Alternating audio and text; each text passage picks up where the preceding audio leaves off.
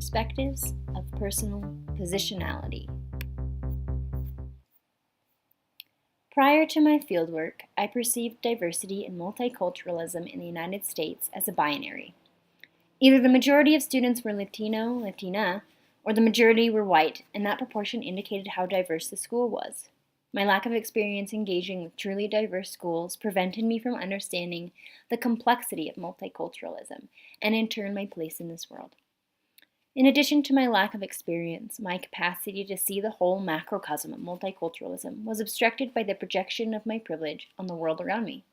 This privilege, perpetuated through my whiteness and my class status, reflected off everything so much so that I could not understand how my optimism and idealism was actually really just a reflection of my privilege. As I immersed myself into the community that resided within the walls of Lincoln Elementary, my internal world burst into a vibrant, chaotic, moving expanse. As I read about these large external and structural issues surrounding minoritized students, I began to place them within the context of the physical classroom in order to better conceptualize their actuality.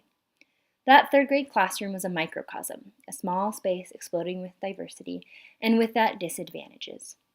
Students from every walk of life operated within the confines of the school, a system of dominant versus minoritized groups.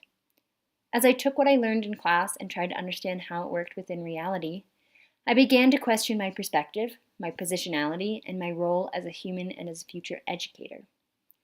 How could I use my whiteness to work within a context that puts the majority of our students at a disadvantage? Would my privilege and positionality always render me incapable of giving diverse students what they need? Was my whiteness always going to have a hand in placing power? Or could I use the knowledge of my positionality to rethink how I teach students?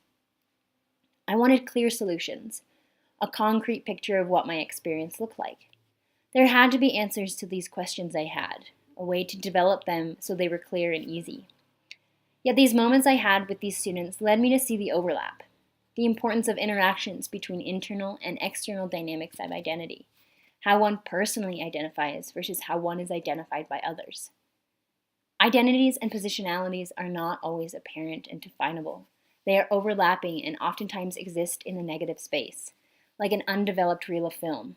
The hidden narratives or negative spaces that work to define us operate unnoticed, but by acknowledging the negative space of an experience and understanding how it defines or shapes the visible aspects of ourselves, our perspectives, and our culture, we work to develop a more complex process of thinking that mirrors the actuality of our experiences.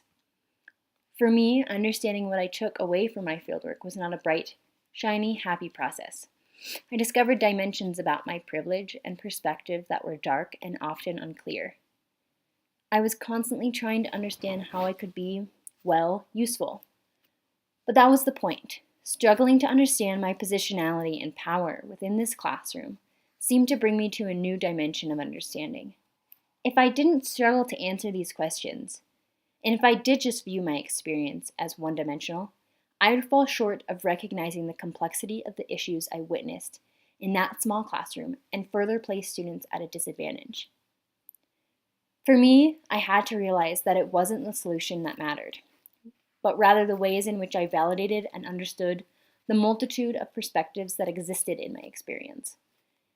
If I had not taken into consideration the context of my positionality and the positionality of the students I worked with, it is likely that I wouldn't have fully grasped the reality of the structural oppression that existed in our culture.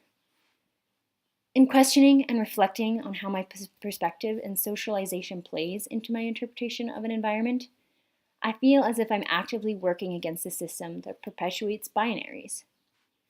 I still have those questions, the ones about my whiteness, and using it in productive ways, and how my power works to displace others.